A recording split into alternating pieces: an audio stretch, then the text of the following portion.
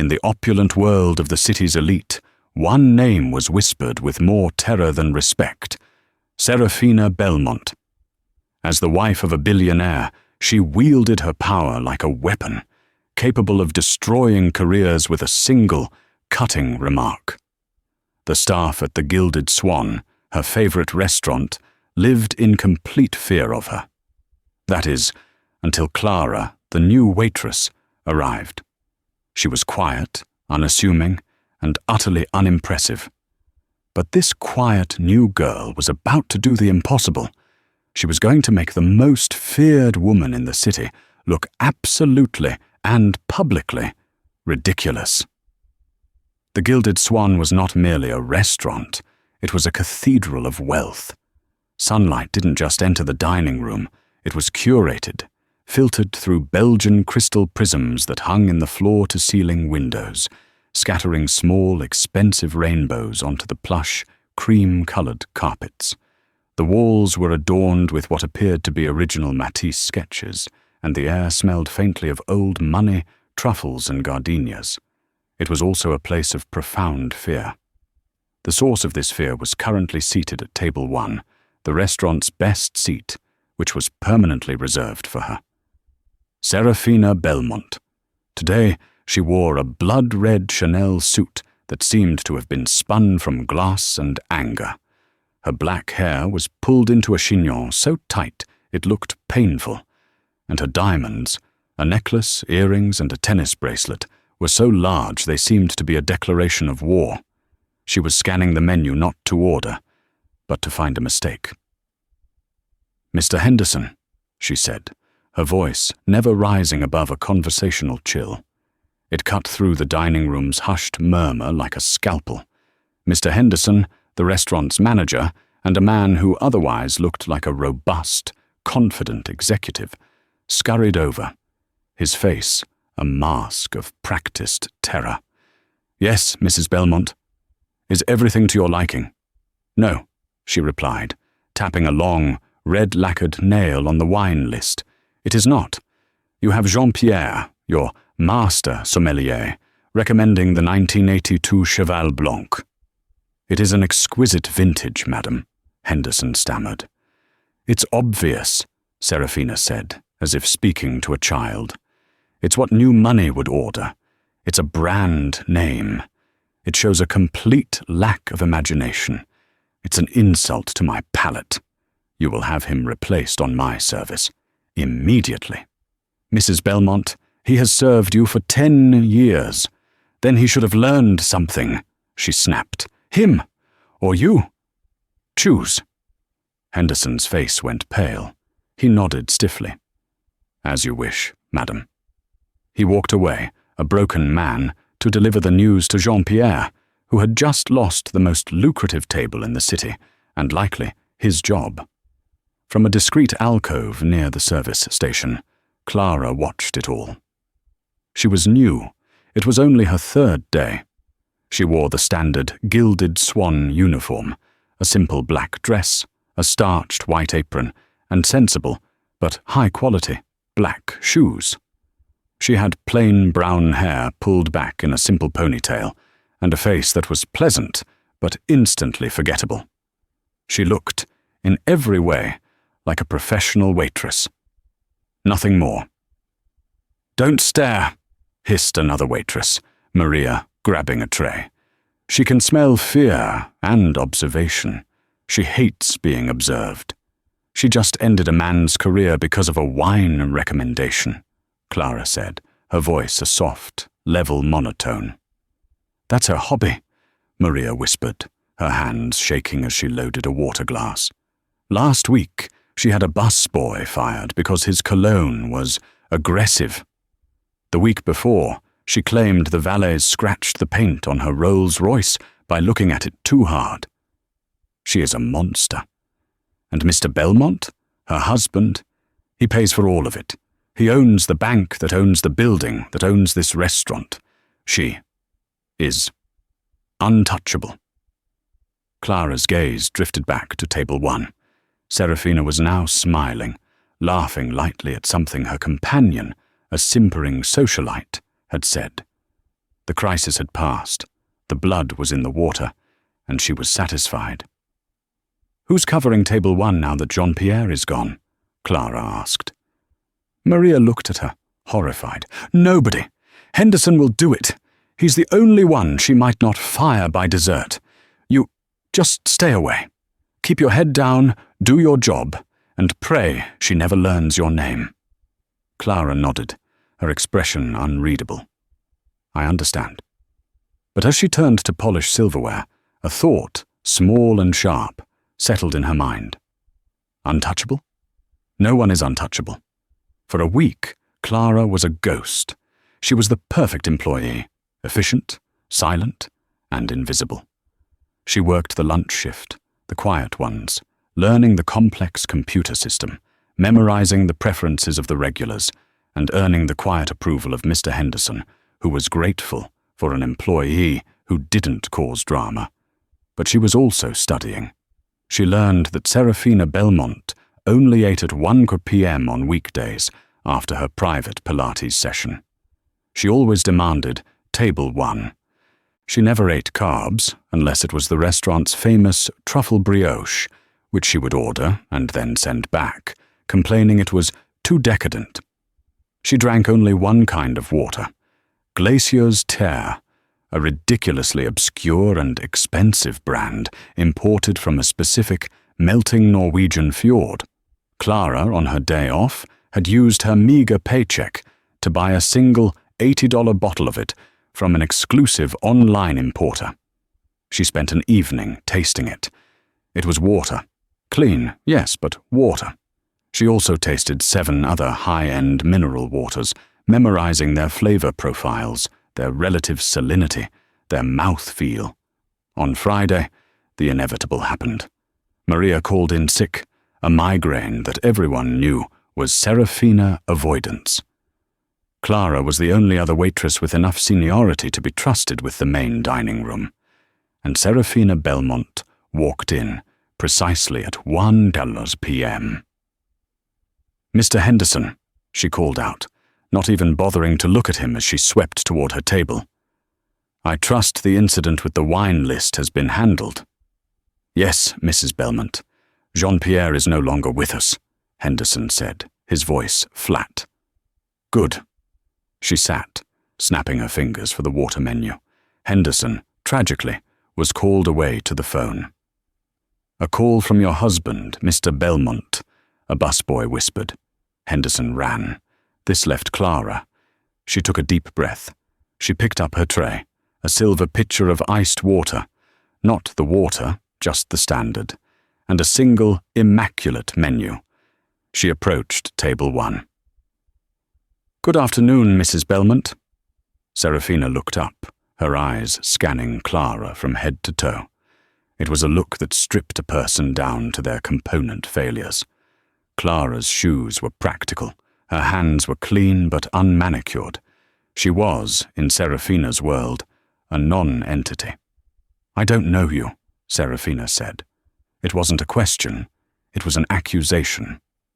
"I am Clara, madam. I will be your server today. May I offer you some water while you peruse the menu?" "You may offer," Serafina said, a small, cruel smile playing on her lips. "I require the Glacier's Terre. I trust you have it? Or must I send Mr. Henderson on another one of his pathetic little errands?" This was the first test. Clara didn't flinch. "My sincerest apologies, Mrs. Belmont," Clara said, her voice perfectly modulated, respectful, but not groveling. "Our supplier informed us this morning that an early frost in the Norwegian fjords has contaminated the sauce. The entire shipment was compromised." Serafina's eyes narrowed. She was being denied. "We do," Clara continued smoothly, "have the Svalbard Iceberg Reserve, which has a similar mineral-free profile and, I find, a slightly cleaner finish. Or, if you prefer the higher silicate content of the Terre, the Vestrahorn Spring from Iceland is an acceptable substitute." There was a long, dangerous silence. Serafina was staring at this plain, brown-haired waitress who spoke about water like a geologist. She had been prepared to tear Henderson apart for not having her brand. She had not been prepared for a solution, let alone options. "Fine," Serafina snapped, annoyed. "The Svalbard, and bring me the truffle brioche. I'm sure it will be as leaden as always." "Of course, madam," Clara said, with a small, neutral nod. She retrieved the water, which she had, in fact, confirmed was in stock yesterday, and performed the full, ridiculous tableside service, pouring the $90 water into a crystal glass as if it were liquid diamond. For the rest of the meal, Serafina tried. She laid traps. She demanded her seared scallops be translucent, but not raw. She complained the ambient light was too yellow. She claimed there was a draft. To every complaint, Clara had a quiet, immediate, and logistical solution. She didn't apologize. She fixed. She didn't grovel. She served. This, more than anything, seemed to enrage Serafina. She was used to two types of people, sycophants and victims. This new waitress was neither. She was a professional. It was maddening. As Serafina signed the bill, leaving, as always, a $0 tip on the $400 lunch, she fixed Clara with a final, cold stare. "You're very efficient, Clara," she said, drawing out the name. "Thank you, madam." It wasn't a compliment. Efficiency is what one expects from a robot, or a very good vacuum cleaner. Clara merely smiled, a tiny, almost imperceptible smile. "Then I am glad to have met your expectations, Mrs. Belmont. Have a wonderful afternoon." Serafina Belmont left the Gilded Swan in a state of profound irritation. She had gone in expecting to break a new toy, and had instead been met with polished, polite, unbreakable glass. The moment the mirror-black Rolls-Royce pulled away from the curb, the entire staff of the Gilded Swan seemed to exhale at once. Mr. Henderson emerged from his office, wiping his brow. "Clara," he said, striding over. "A word in my office." The other servers looked at her with pity. She was going to be fired. She had survived, yes, but she had talked back, or at least she hadn't grovelled. That, in Serafina's world, was the same thing. Clara followed him into the small, cramped office. Henderson sat down heavily. "I heard what happened. I was on the phone with Mr. Belmont's CFO. I couldn't... It's perfectly fine, Mr. Henderson," Clara said. He looked at her, really looked at her, for the first time. "You handled her. I've never seen anyone handle her. She came in for the kill, and you discussed geology." "I just provided the service she requested, sir." "Don't be modest, Clara. That was a performance worthy of the Royal Shakespeare Company, but you've made a terrible mistake." "Sir?" "You've made yourself interesting," Henderson said, his voice dropping. "She likes to crush sycophants, but she lives to destroy a challenge. She's not going to rest now. She's going to come back, and she's going to focus all of her considerable, venomous energy on you." He leaned forward. "I'm telling you this not as your boss, but as someone who has seen the bodies. She had a sommelier, not Jean-Pierre, the one before him, blackballed from every restaurant in this country. He's stocking shelves at a Costco now. She had a debutante removed from the charity guild because the girl wore the same dress as her. She's not just a mean customer, Clara. She's a predator. What would you have me do, sir?" I don't know," Henderson admitted. "Quit. Call in sick. I'll give you a glowing reference. You can go work at Sartoria or Le Cercle. Just get out of her line of fire." Clara was silent for a moment. She looked at this terrified man, a professional reduced to a cowering servant. "Thank you for the warning, Mr. Henderson. I appreciate your concern. But I need this job. Henderson sighed. Then God help you. Clara left the office and walked to the staff locker room. Her shift was over. As she was changing, Maria cornered her. "You're still here?" Maria whispered, amazed. "I am." "What she did to Jean-Pierre. It was monstrous," Maria said, her eyes filling with tears. "He was a good man. He was saving up to send his daughter to college." "She had him fired over a wine pairing," Clara stated. "It wasn't about the wine," Maria said. "It was because, last month, Jean-Pierre's wife, who's a columnist for the City Post, wrote a small, glowing review of a new tech startup charity. She didn't even mention Serafina, and Serafina, who heads the old charity guild, saw it as a slight. This was her revenge.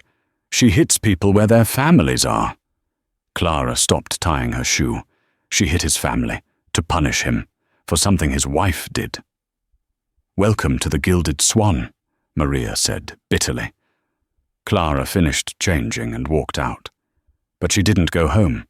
She walked to a public library several blocks away. She sat down at a computer terminal and began to search. Not for jobs, not for water brands.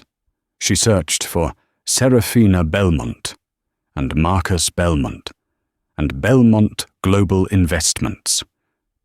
She read about their new money origins, how Marcus had made his fortune in ruthless, borderline unethical tech acquisitions. She read about Serafina, who came from an obscure, middle-class background in Ohio, and who had reinvented herself as a high society priestess.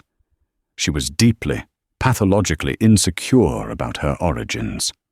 And then Clara found something else, an article from 10 years ago. Belmont Global swallows Fairchild Textiles in hostile takeover. Clara's hand tightened on the mouse. She read about how the beloved, family-owned company, Fairchild Textiles, had been leveraged, broken apart, and sold for scraps by Marcus Belmont. It had been his first major victory, the one that launched his empire. The CEO, Jonathan Fairchild, had been ruined. Clara closed the browser. She sat for a very long time. Then she stood up and walked home to her small, one-room apartment. On her small desk, she pulled out a worn leather notebook. She had come to this city for one reason. She had taken this job for one reason. She had hoped, perhaps, that Serafina Belmont was just a product of her environment, that she was just rude or spoiled. But hearing the story of Jean-Pierre, a good man destroyed for sport, hearing how she attacked families, Clara knew Henderson was wrong. She wasn't in Serafina's line of fire. Serafina was in hers. Clara picked up a pen. Her real name wasn't Clara. It was a name she hadn't used in years. It was Clara Fairchild, and Jonathan Fairchild was her grandfather. The next week, Serafina Belmont was at table 1 every single day. It was no longer a lunch, it was a siege. She brought her equally vicious friends, a flock of socialites who cackled and criticized, and she made it clear that Clara was to be their dedicated server. The attacks were relentless, petty, and designed to humiliate. "Waitress," she'd snap, holding up her water glass. "There is a particle in my water. Are you trying to poison me? Take it away." "Waitress, the silver is tepid. I expect it to be chilled." "Do it again." "Waitress, your shoes are squeaking. It's distracting me. Can you not afford a pair that doesn't sound like a dying rodent?" Clara was immovable. She was a sea wall against a hurricane. She was polite, unflappable, and devastatingly competent. She replaced the water without a word. She brought newly chilled silver. She simply said, "My apologies, madam," and continued to move. Her refusal to break was driving Serafina insane. She wasn't getting the reaction she wanted. She wasn't getting tears or fear or panicked apologies. She was getting service. The rest of the staff watched with a mixture of awe and terror. Clara had become their silent champion. The busboys made sure her station was always perfectly stocked. The chefs, who despised Serafina, made sure every plate that went to table 1 was flawless, just to deny the woman an opening. The Gilded Swan had, for the first time, united against a common enemy. And then came the Tuesday that would change everything. Serafina was in a particularly foul mood. A gossip columnist, a rising star named Gideon Vance, had written a piece praising the new tech charity, the one Jean-Pierre's wife had mentioned. The article had called the old charity guild Serafina's Guild, a stagnant relic of performative wealth. Serafina was hemorrhaging social capital, and she was going to make someone pay. She arrived wearing a fur coat, even though it was a warm autumn day, and ordered the most expensive thing on the menu, the heritage tasting, which included a glass of 1811 Cognac Clos de Griffier. It was one of the rarest cognacs in the world. The restaurant had one bottle, valued at over $7,000. A single pour was $2,000. "I will have the 1811, she announced to Clara. Mr. Henderson, who now personally oversaw every pour for table 1, retrieved the bottle from the temperature-controlled vault. He handed the precious glass to Clara with trembling hands. "Be careful," he breathed. Clara nodded and carried the glass on a small silver tray, her steps measured and perfect. She set it down in front of Serafina. Serafina looked at the dark, ancient liquid. She looked at Clara. She smiled. "Oh dear," Serafina said, and with a lazy, deliberate backhand, she swiped the glass. It didn't just spill. It flew from Clara's tray, arcing through the air and smashing against the marble floor. The sound of the glass shattering was like a gunshot. The entire restaurant, 50 diners, a dozen staff, froze. The priceless, irreplaceable cognac, older than the Battle of Waterloo, soaked into the cream-colored carpet. The smell of 200 years of history filled the air. Clara stood perfectly still, the empty tray in her hand. Serafina's smile was one of pure, triumphant malice. "Clumsy," she tisked, her voice dripping with fake sympathy. "That was very, very clumsy of you. $2,000. I imagine that's, what, 6 months of your pathetic salary?" She leaned in, her voice dropping to a hiss meant only for Clara, but radiating outward. "You should be more careful, girl. You and your entire useless class." She then raised her voice again.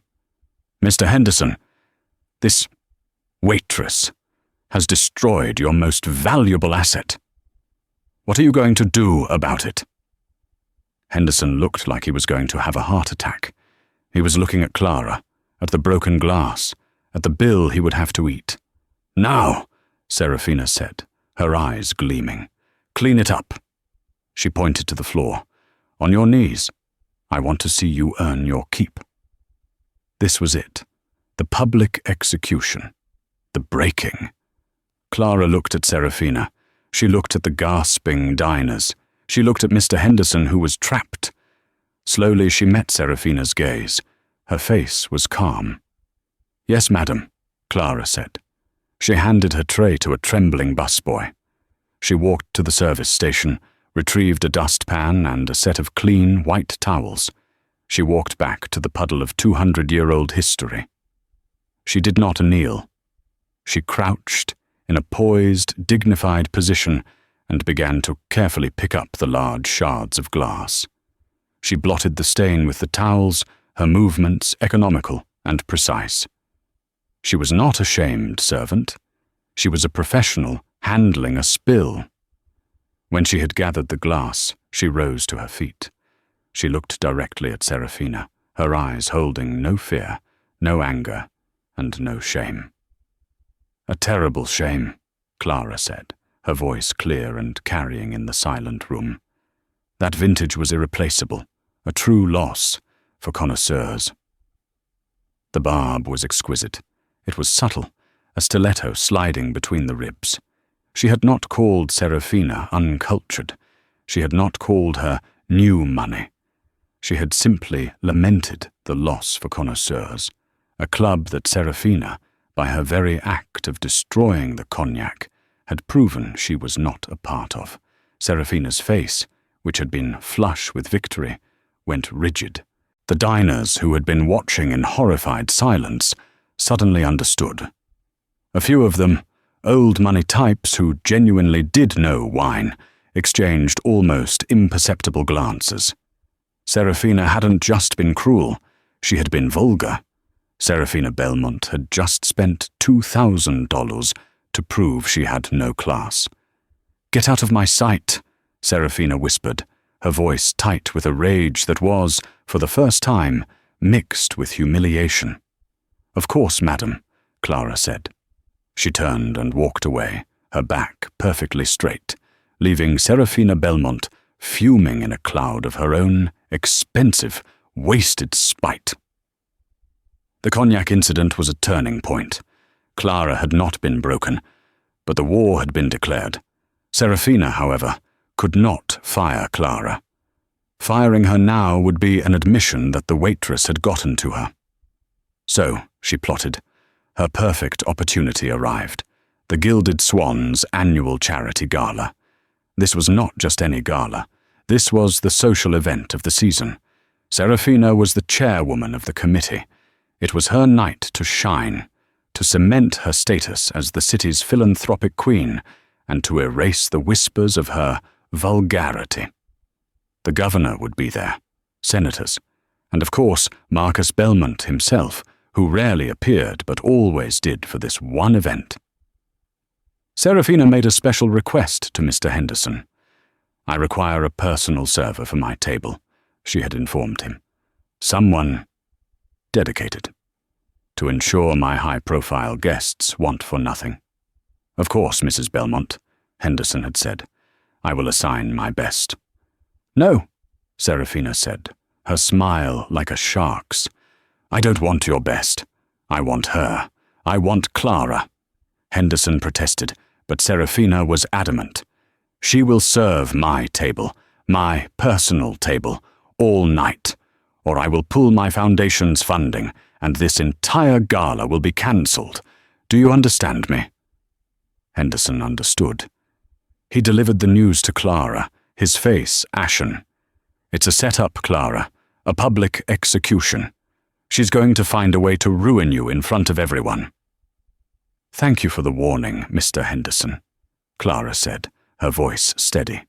"You don't have to do it. You can quit. I'll lie and say you had a family emergency." "No," Clara said. "I'll do it. I will be happy to serve Mrs. Belmont." Her calmness was so complete, it was unnerving. The night of the gala, the Gilded Swan was unrecognizable. The dining room was filled with round tables draped in gold-spun silk. An orchestra played softly, and the guests were a glittering sea of old and new money.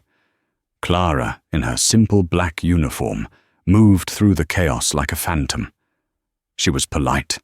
She was efficient, but she was also watching. She watched Serafina arrive, a triumphant vision in a custom-made ruby-red gown. Around her neck was her most famous, most ostentatious piece of jewelry, the Belmont Star, a 100-carat yellow diamond that was rumored to be flawless. She was holding court, air-kissing the governor, laughing with the senator, her husband Marcus by her side. Marcus Belmont was a different animal. Where Serafina was loud, he was silent. He was a tall man with cold grey eyes who watched everyone as if he were calculating their market value. He looked bored and dangerous. The main course was finished. The dessert plates were being cleared. It was time for Serafina's speech. This was the moment. Clara knew it. Serafina knew it. Serafina stepped up to the podium. "My dear, dear friends," she cooed. "Thank you all for coming. In a world of such conflict, it is so important that we, who have been so blessed, Remember to give back. Charity is not a word. It is a feeling. It is about decency. It is about class. As she spoke, she motioned for a celebratory glass of champagne. Clara, who had been assigned this specific task, knew this was the signal. Clara picked up a single, perfect flute of champagne from a tray. She began to walk toward the podium. The entire room was watching Serafina. Serafina was watching Clara. Clara saw Serafina's eyes, gleaming with anticipation. She saw the setup. Serafina would, at the last second, turn or gesture, accidentally knocking the tray, dousing herself or a nearby politician in champagne, and Clara, the clumsy waitress, would be humiliated in front of the city's entire power structure. She would be fired, blacklisted, and utterly destroyed. Clara approached, but Clara had a plan of her own. She wasn't just a waitress. She was Clara Fairchild, and she had spent the last 2 weeks calling in favors. She had found Jean-Pierre, the fired sommelier. He was broken, but he was angry. She had asked him one question. Did Serafina ever pay you to do anything unethical? It turned out she had. Jean-Pierre had an assistant, a young man named Leo, who was bitter about being fired alongside his boss. Serafina had paid Leo in the past to find fault with other staff, to plant a fly in a salad, to smudge a glass. And Leo, it turned out, had kept records, video records. Clara had also, using the last of a small trust fund her grandfather had left her, hired a private investigator. He had confirmed that the Belmont Star diamond was not the original Belmont Star. The original had been sold quietly to cover a massive debt Marcus had incurred 3 years ago. The one she was wearing was a paste replica. A very, very good one, but fake. Finally, Clara had reached out to one person, Gideon Vance, the gossip columnist. She had sent him an anonymous tip. If you want the real story of the night, be at table 14 by the kitchens and have your camera ready. All the pieces were in place. Clara walked toward Serafina, the champagne flute held high. The night of the gala was a masterpiece of performative wealth. The Gilded Swan had been transformed. The orchestra wasn't just playing, they were the city's philharmonic. The air wasn't just scented, it was thick with the heavy, expensive perfume of 1,000 gardenias and the self-satisfaction of the 1%. Clara moved through the glittering chaos, a ghost in her simple black uniform. She felt the stares of the other staff, pity, terror, a strange, morbid curiosity. Mr. Henderson had pulled her aside just before the doors opened, his face pale and sweating. "Clara, for God's sake," he'd whispered. "Just drop the tray early. Apologize. Cry. Give her the victory. A small humiliation is better than the ruin she has planned for you. She's a monster when she's in a good mood. Tonight, she's triumphant. That makes her a god." Clara had just nodded. "I understand, sir. I'll be careful." Now, she stood near the service station, her heart a calm, steady metronome. She watched Serafina Belmont, a triumphant vision, in a custom ruby-red gown that seemed to drink the light. The Belmont Star, the 100-carat yellow diamond, blazed at her throat, a beacon of her power. She was holding court, air-kissing the governor, her laughter, a high, brittle sound, cutting through the music. Her husband, Marcus, stood beside her, his cold grey eyes sweeping the room, not with pride, but with the boredom of an auditor. The main course was finished. The dessert plates were cleared. A hush fell. Serafina, to a swell of applause, floated to the podium. This was it, the apex of her power, the moment she had craved. "My dearest, dearest friends," she cooed, her voice dripping with a practiced, honey-sweet humility. The microphone carried her words to every corner. "Thank you. Thank you all for coming." She paused, placing a perfectly manicured hand over her heart. In a world of such conflict, a world so often lacking in simple decency, it is our sacred duty to remember those less fortunate, to give back. She smiled, a beatific, angelic smile that was utterly false. Charity is not a word. It is not a checkbook. It is a feeling. It is about class. It is about knowing, deep in our hearts, that we must be the stewards of a better world. The room was rapt. They were hanging on her every fraudulent word. Serafina's eyes scanned the room, a predator looking for her cue. It is about grace. And then she saw Clara. Her smile tightened, just a fraction. "Ah," she said, as if the thought had just occurred to her. "All this talking, I'm dreadfully thirsty. Might I have a celebratory glass of champagne?" She was looking directly at Clara. It was not a request. It was a summons to an execution. Clara nodded, her expression neutral. She turned to the bar, where a single, perfect crystal flute stood waiting on a small, silver tray. She picked it up. The walk from the bar to the podium was 50 feet. It felt like a mile. With every step, the ambient noise of the room seemed to fade, sucked into a vacuum of pure, weaponized tension. The orchestra had stopped. The only sound was the faint click of Clara's sensible shoes on the marble floor. She could feel 200 pairs of eyes on her. She could feel Serafina's gaze, hot and triumphant, pulling her forward. "She'll wait until I'm just at the steps," Clara thought, her mind a cold, clear void of calculation. "She'll make it look like I tripped. She'll turn or gesture, and the champagne will go all over the governor's wife, or perhaps the senator himself. And I will be the clumsy, stupid, useless waitress. I will be ruined." Clara reached the foot of the small carpeted stage. Serafina's speech on decency was finished. The trap was set. "Thank you, darling," Serafina said, her voice a purr. She reached out her hand, not for the glass, but in a wide gesticulating motion to her audience. "It is truly a—" And then she turned, accidentally.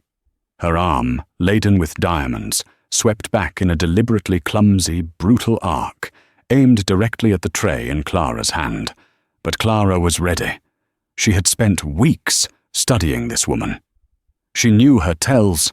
She knew her arrogance. Clara did not try to pull the tray back. She did not brace for impact. The instant Serafina's arm began its motion, Clara moved with it. It was a masterpiece of physics and psychology. Instead of resisting the force, she used Serafina's own momentum against her. In a move of stunning, balletic grace, Clara didn't spin the tray. She flowed with the impact, tilting it at the perfect angle. The champagne flute didn't fly. It didn't shatter. It slid off the tray, arcing harmlessly onto the plush carpet of the stage, landing with a soft, dull, deeply unsatisfying thud. It was an anticlimax, a beat of pure, baffled silence. Serafina's hand was frozen in the air. She had swatted at a fly, and the fly had simply stepped aside. She hadn't just missed. She looked uncoordinated. She looked foolish. But this was only the distraction. In that half-second of global confusion, Clara acted. Her gaze flicked just once to table 14. At table 14, Gideon Vance, the gossip columnist, stood up. He had been waiting for this. He wasn't a journalist. He was a sniper. A blinding, cannon-like flash exploded from his phone, capturing Serafina Belmont on stage, her face not one of philanthropic grace, but a twisted, primal mask of pure, vicious, frustrated rage. "What is this?" Serafina snarled, blinded, her carefully constructed persona shattering. While Serafina was blinking, sputtering, and pawing at the spots in her eyes, Clara's right hand slipped into her apron pocket. It closed around a small, concealed walkie-talkie. Her lips barely moved. Now. In the AV booth at the back of the room, Leo, the disgruntled ex-assistant sommelier, who was running the gala's slideshow, pressed a single, glowing red button. The massive video screen behind Serafina, the one showing a heartwarming slideshow of the Belmont charity wing, flickered. It went to black, a second of static, and then a new image appeared. Grainy, black and white, a time stamp in the corner. It was the security footage from the back alley of the Gilded Swan. The entire room went silent. You could hear the hiss of the ice melting in 200 water glasses. The video showed Serafina Belmont in her Chanel suit. She was handing a thick wad of cash to Leo, and then the audio, tinny but horrifyingly clear in the dead silent ballroom, clicked on. "And I don't care how you do it," Serafina's voice echoed, hard, nasal, and stripped of all its fake society polish. "Spill wine on her. Claim she stole from your wallet. Just make sure that new waitress, that Clara, is gone by Monday. I want her broken." The collective gasp of the city's elite was a physical thing, a sudden hurricane of indrawn breath. The governor's wife dropped her fork. The senator, who had been laughing at Serafina's table moments before, now looked as if he'd swallowed poison. Marcus Belmont, his face a mask of pure, cold ice, stared not at his wife, but at the screen. He was not angry at the betrayal. He was furious at the sloppiness. Serafina herself had frozen. She turned, a slow, robotic movement, and looked at the screen. She saw her own face, plotting, bribing. She saw the truth of herself, 10 feet tall, for the whole world to see. Her head snapped back. Her eyes, wild and animalistic, searched the crowd until they found Clara. "You!" she shrieked, pointing a trembling, diamond-covered finger. You, lowlife, waitress, you did this. You, filth." This was it. The final move.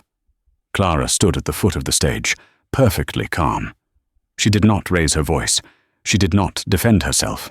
She simply watched Serafina's complete and total self-destruction. Then, slowly, she reached into her apron pocket. The entire room, including the frantic, shrieking Serafina, went quiet, watching that hand. Clara pulled out a single, small object.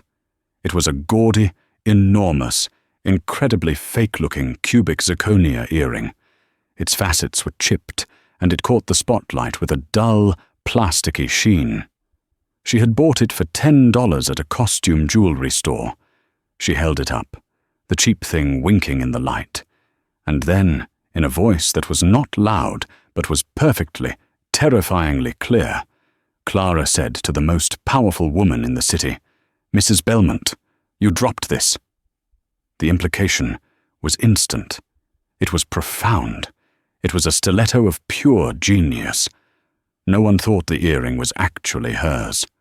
But in that single devastating moment, Clara had linked Serafina Belmont with cheap, fraud, and fake in a way that could never be undone. In that second, the 100-carat Belmont star around her neck suddenly looked garish. The custom-made gown looked like a costume. The entire carefully constructed billion-dollar persona of Serafina Belmont, queen of society, had been shattered. She hadn't just been exposed as a bully. She had been exposed as tacky. Serafina Belmont opened her mouth. No sound came out. She just stood there, under the bright lights, in front of the video of her own crimes, exposed, humiliated, and for the first time in her life, utterly and irredeemably ridiculous. The shriek that tore from Serafina Belmont's throat was not human. It was a raw, primal sound of pure, undiluted rage, echoing the thud of the champagne flute on the carpet. For a half-second, the entire ballroom, the governor, The senator, the glittering old money families, was frozen in a state of collective, horrified shock. The video of Serafina's bribery played on, a silent movie loop of her own damnation. Then, chaos erupted. Serafina, her face a mask of white-hot fury, lunged. But not for Clara. She lunged ridiculously toward the AV booth at the back of the room, her nails bared like claws, as if she could physically tear her own image from the air. "Stop it! Turn it off! Lies!" But before she could take 2 steps, she was intercepted. Not by security, but by her husband. Marcus Belmont had not moved. He hadn't flinched. He simply, coldly, stepped into her path. He didn't look at her. He didn't have to. He just said one word to his personal security chief. "Package." The security man, built like a bank vault, nodded. He and another operative grabbed Serafina's arms. She began to fight, a truly pathetic, undignified thrashing in her ruby-red gown. "Get your hands off me! Marcus! Marcus, tell them! I am your wife!" Marcus Belmont turned, his cold grey eyes sweeping the room. They passed over the governor, the apoplectic board members of the charity, the gleeful, phone-wielding face of Gideon Vance. Finally, his gaze landed on Clara. He looked at her, and for a split second, there was no anger. There was something far more terrifying: acknowledgement. It was the look of one apex predator recognizing another. He gave her a single, almost imperceptible nod. Then, without a word to his struggling, screaming wife, he turned and walked out of the ballroom. "You'll all be fired! All of you!" Serafina shrieked as the security team began to physically drag her toward the exit. "You'll be serving hot dogs in the gutter. The heavy oak door slammed shut behind her, cutting off the tirade. A complete, tomb-like silence fell once more. And then Gideon Vance, a wolfish grin on his face, spoke into his phone, his voice cutting through the stillness. "Get me the front page. No, not the column, the entire front page. The headline is, 'The Gilded Fraud.' And I have video." Diners began to stand, not to leave, but to huddle, the whispers turning into a roar of excited, venomous gossip. The gala was over. The social execution was complete. From the doorway, Mr. Henderson, his face the color of old parchment, ran toward Clara. He grabbed her arm, his fingers digging in. "You're fired!" he hissed, his eyes wide with a mixture of pure terror and a strange, breathtaking awe. Clara just looked at him. "You're fired! Do you hear me?" he repeated, his voice desperate. He was pulling her toward the kitchens. "You have to get out of here, not the staff exit. They'll be watching the back. Go now, before he sends someone else." She understood. It wasn't an insult. It was a life raft. He was giving her a head start. "Thank you, Mr. Henderson," she said, her voice perfectly calm. She pulled her arm free, but didn't run to the kitchens. Instead, she turned and walked, not ran, back into the main ballroom. She walked with her back straight, a simple waitress in a black uniform, directly through the sea of million-dollar gowns and tuxedos. The whispers died as she passed. She was a ghost walking through her own haunting. As she reached the grand entrance, the one Serafina had been dragged through, a tiny, ancient woman draped in sapphires, one of the city's old money matriarchs, caught her eye. The old woman lifted her champagne glass in a silent, respectful toast. Clara nodded once, then pushed open the heavy front doors of the Gilded Swan and stepped out into the cool night air, disappearing into the city lights as if she had never been there at all. The next 48 hours were a bloodbath. Gideon Vance's column was a masterpiece of journalistic assassination. Serafina Belmont, who famously once demanded a busboy be fired for aggressive cologne, spent last night doused in the stench of her own hypocrisy. The Belmont Star, The 100-carat rock she wore as a warning has turned out to be a Belmont black hole, sucking in decency and spitting out cheap bribery. One has to wonder, after that masterful performance with a costume jewelry earring, what else about the Belmont Empire is a dazzling, worthless fake. The story was picked up not just by gossip columns, but by the financial press. The Wall Street Journal and the Financial Times ran sober, cutting articles about key person risk and a lack of internal controls at Belmont Global Investments. The stock, which Marcus valued more than his wife, his honor, or his life, tumbled 18 points.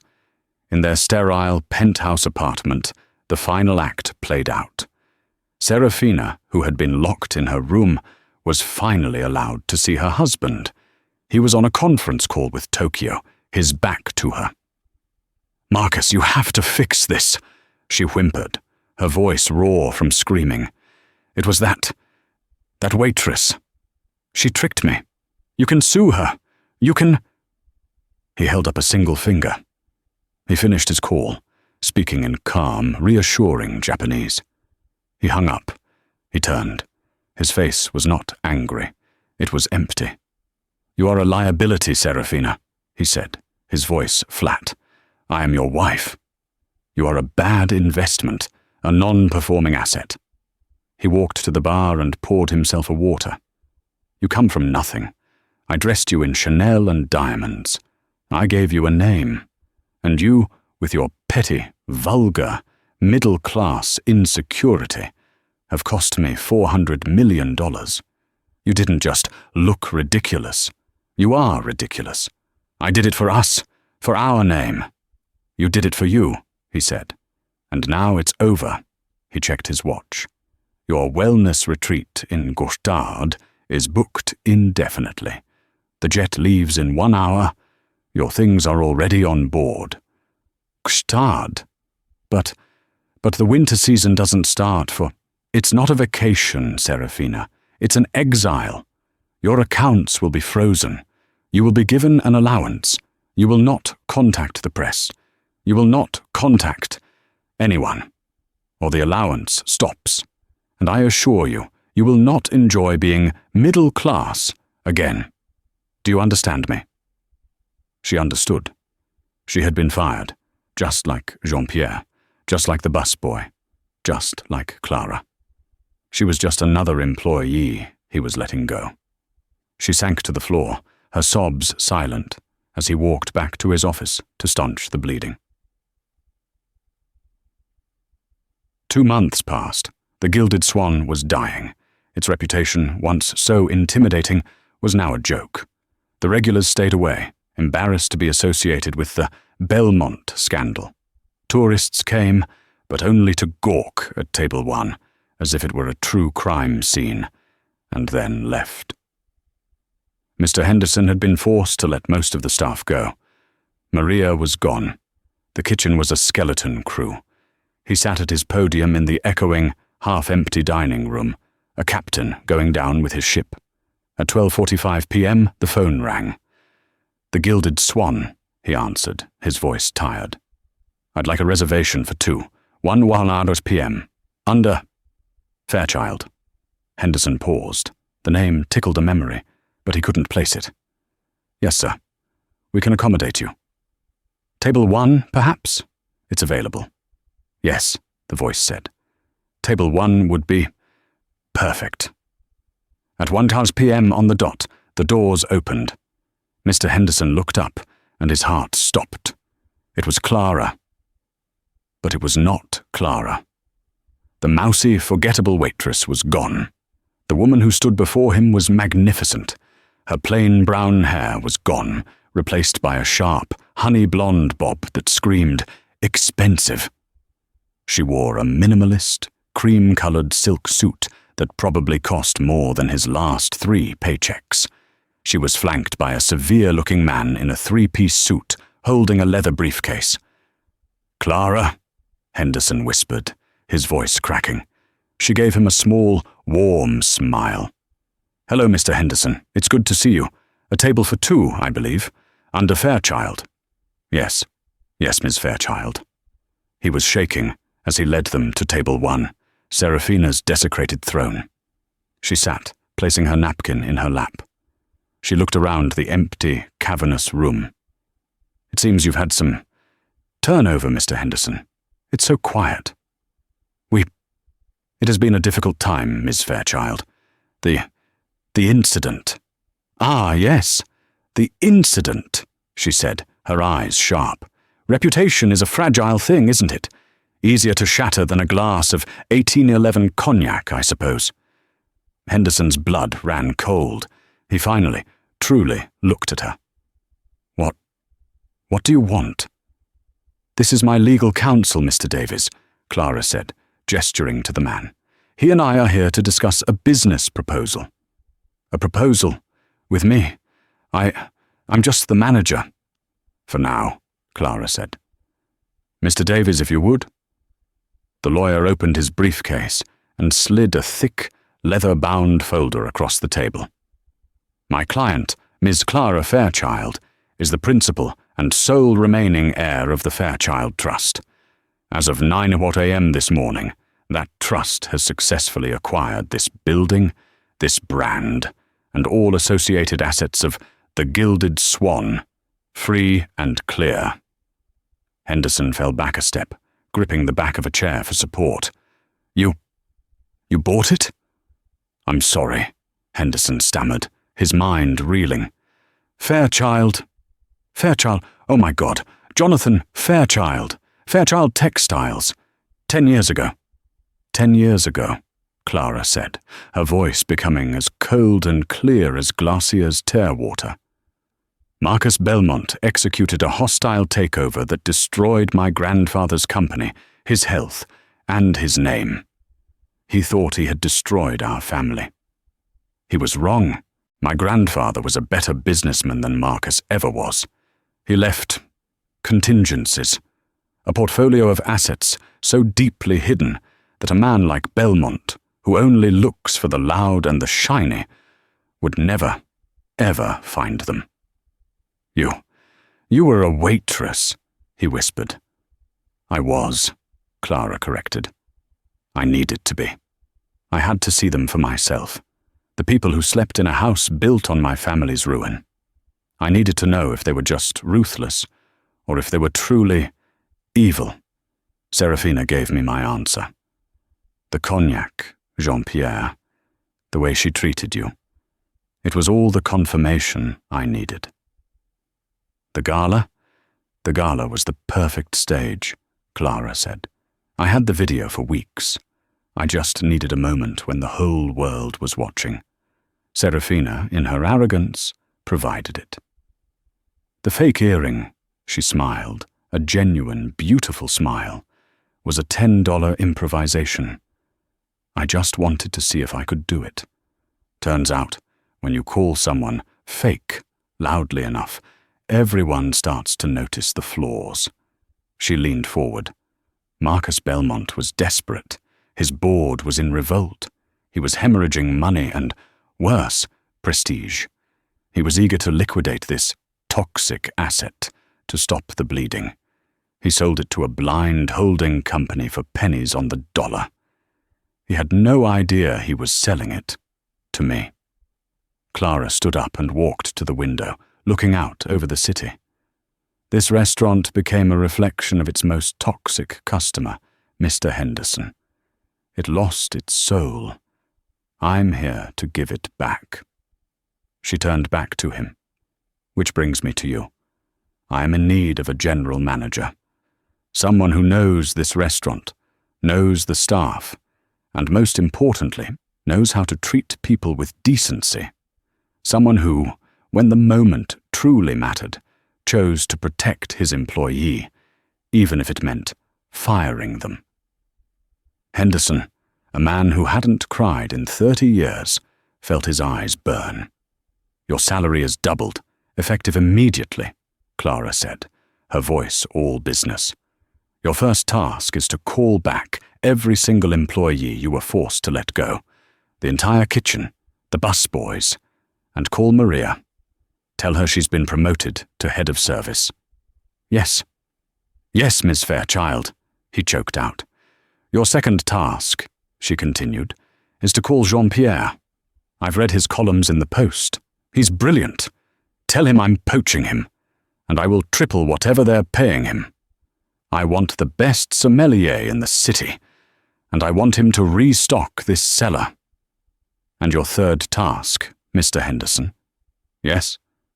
Clara walked back to the table and sat down, unfolding her napkin once more. "You can bring me the menu, and a bottle of your very best champagne."